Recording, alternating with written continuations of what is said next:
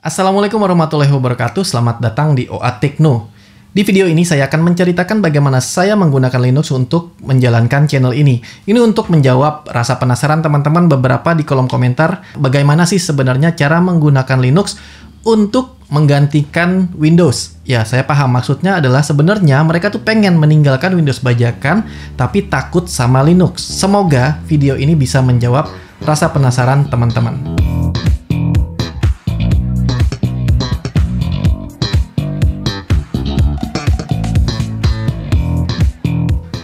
Oke, jadi saya akan mulai dari komputernya benar-benar masih mati. Saya zoom dulu ya. Saya nyalain komputernya. Oke, booting. Ini adalah pilihan operating system. Saya dual boot kebetulan.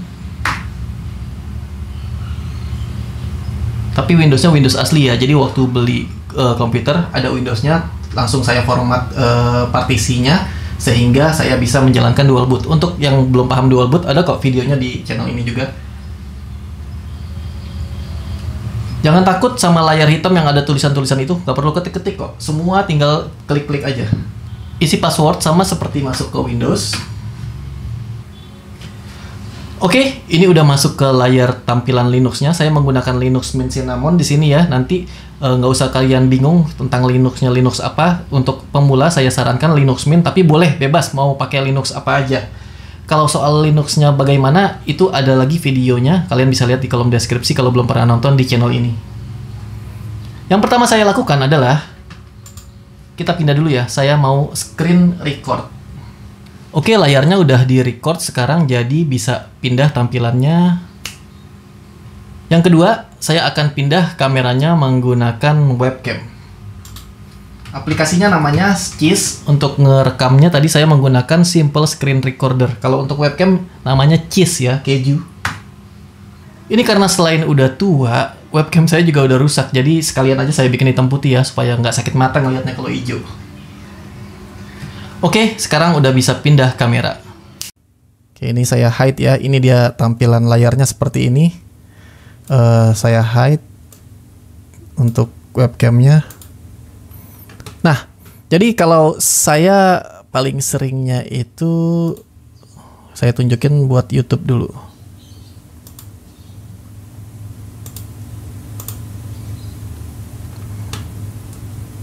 Oke, ini kalau kita mau browsing menggunakan Google Chrome. Ini Google Chrome enak banget. Saya ngerasa kalau buat browsing justru lebih enak Linux daripada Windows. Nggak peduli mau Windows bajakan atau Windows yang orisinil, tetap saya akan pilih Linux walaupun ada Windows yang asli ya, yang nggak ada takut karena bajakan. Kan biasanya kita takut itu mengandung virus atau apa. Ini mau pakai asli pun saya tetap lebih nyaman di Linux kalau untuk browsing internet. Kenapa? Karena setahu saya dan pengalaman saya yang udah 10 tahun lebih menggunakan Linux, virus virus mayoritas diciptakan untuk operating system Windows. Jadi di Linux saya nggak pernah pakai antivirus dan aman-aman aja. Jadi juga bukan cuma aman aja yang berarti kena virus kayak gimana ya, tapi kan biasanya banyak juga virus yang hanya mempengaruhi ke kecepatan. Jadi makin lama kalau kita menggunakan Windows berasa kok awal-awal install tuh enak gitu, lancar, tapi kemudian lama-lama makin lemot. Nah di Linux nggak pernah saya merasakan seperti itu. Itu tadi Google Chrome, ini kalau Firefox. Nah ini adalah websitenya Linux Mint, linuxmint.com yang saya gunakan. Kalau ada yang penasaran cek aja linuxmint.com. Jadi bisa pakai Opera, bisa pakai Firefox, bisa pakai Google Chrome, semua bisa kecuali Microsoft Edge. Ada yang pakai nggak? Oke, lanjut. Jadi saya untuk maintain YouTube di sini, untuk browsing apapun, Gmail dan lain-lain itu di Google Chrome paling seringnya. Kadang-kadang Firefox juga karena butuh extensionnya ya. Terus kalau saya mau ngedit video maksudnya ya, saya mengedit video menggunakan KDE Live. Tampilannya seperti ini. Jadi mirip dengan apa ya? Mirip dengan Adobe Premiere mungkin yang teman-teman lebih paham Adobe Premiere. Tolong ketik di kolom komentar. Mirip nggak sih ini? Kalau menurut saya sih agak mirip ya.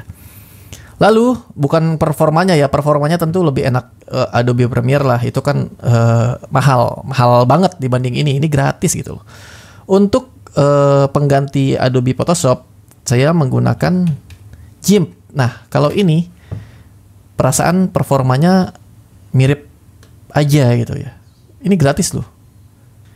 Oke, saya gak kasih lihat cara penggunaannya ya, tapi saya tunjukin sekilas-sekilas aja. Jadi untuk video tadi KDE Live, untuk foto, gambar, pakai GIMP. Sebentar saya tutupin dulu biar nggak bingung. Nah, untuk browsing filenya ini bawaan aja sih. Saya pakai browser bawaan yang saya bahkan lupa karena sering ganti-ganti namanya apa. Ini Nemo, nama browser bawaannya. Kalau di Windows Explorer gitu ya. Nah, sebagai pengganti Microsoft Office, ini yang salah satu yang paling sering ditanyakan selain game. Saya menggunakan WPS. WPS ini sebenarnya bukan cuma buat Linux, buat Windows juga ada loh. Ini gratis. Ngetiknya seperti ini. Yang sering ditanyakan adalah apakah sama. Maksud sama di sini adalah apakah kalau kita bikin ngetik-ngetik di Microsoft Word terus dipindah ke WPS ini apakah bisa dibuka? Jawaban saya adalah bisa, selama di komputer yang dimaksud itu tersedia font yang sama. Jadi nggak akan berantakan. Tapi kalau fontnya beda, sebenarnya ini bukan masalah antara Microsoft Office atau WPS-nya, tapi karena komputernya. Kalau dari komputer yang satu ke komputer yang kedua, walaupun sama-sama menggunakan Microsoft Office, tapi fontnya tidak tersedia, itu akan berantakan juga. Jadi jawabannya adalah ya, bisa, nggak ada masalah. Dia bisa buka extension dari Microsoft Office, bukan cuma Word, Excel juga bisa. Contoh. Nah, ini adalah tampilan Excel-nya. Ini adalah tampilan presentation-nya, PowerPoint-nya. Tuh ya. Oke, nah ini yang terakhir supaya videonya nggak kepanjangan. Nanti kalau pengen dikasih lihat lagi, tulis aja di kolom komentar. Pengen penasaran apanya. Terakhir saya mau kasih lihat yang paling sering ditanyakan. Bisa main game nggak di Linux? Sebenarnya saya udah ada video terpisah, kalau nggak salah udah pernah bahas juga apa di channel OA Gimbot gitu ya. Bisa, jawabannya bisa. Tapi memang untuk game-game baru, game-game besar gitu ya, game-game AAA lah istilahnya, itu nggak ada. Jadi memang buat gamer saya masih merekomendasikan untuk kalian tetap keep menggunakan Windows asli tentunya ya. Tapi kalau pertanyaannya soal bisa atau enggak Linux main game, untuk saat ini udah bisa. Ini kalau kalian lihat emulator, saya punya PPSSPP ini buat main PS1 dan RetroArch buat PS1 ke belakang. Maksudnya Nintendo, Sega itu bisa semua. Oke, kita kasih lihat aja langsung ke Steam yang lebih ke game-game yang barunya ya. Bisa nggak sih? Saya jujur aja, saya jarang main game. Jadi saya nggak terlalu mempedulikan kemampuan komputer saya ini main game. Toh komputernya juga memang komputer yang nggak cepat-cepat banget. Ya lemot lah bisa dibilang. Tapi kalau soal bisa atau enggaknya, saya pernah coba dan bisa. Alhamdulillah, akhirnya masuk ya. Ini adalah tampilan Steam-nya ya. Sama persis tahu saya sih dengan yang di Windows. Nah, yang membedakan adalah game untuk Linux dengan game untuk Windows itu beda. Jadi kalian yang di Windows juga bisa lihat kok game-game apa aja yang untuk Linux. Nah, ini di browse, ini adalah platform Mac OS X, SteamOS plus Linux. Ini adalah yang bisa secara natif berjalan di Linux. Kenapa saya sebut secara natif?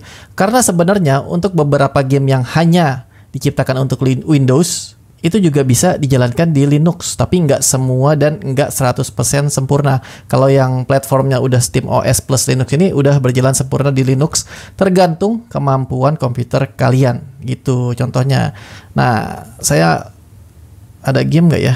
Dulu sih ada CSGO yang udah di library ya, yang udah diinstal. Nah, recent games ini nih, saya udah ada CSGO dan No More Room in Hell. Udah ya, jadi saya nggak akan nunjukin gamenya seperti apa karena itu udah pernah dibahas. Saya cuma mau nunjukin apa aja yang biasa saya gunakan selama beberapa tahun terakhir di Linux. Nah, masih berkaitan dengan game juga, saya lupa ini satu, OBS. OBS juga bisa berjalan di Linux. Ini Tampilan OBS-nya sama persis ya, seperti kalian tahu yang pakai OBS juga ya, tampilannya bisa dimodif sesuai dengan kemauan kita.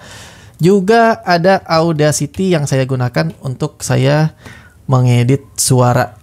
Kayaknya untuk video ini cukup sampai di sini dulu. Semoga bisa memberikan sedikit gambaran kepada kalian bagaimana nantinya kalau kalian menggunakan Linux, aplikasi-aplikasi apa aja yang tersedia. Nah, ini saya hanya memberikan sedikit dari yang banyak banget tersedia di Linux. Ini adalah yang saya gunakan sehari-hari. Kalau ada pertanyaan, tulis saja di kolom komentar di bawah.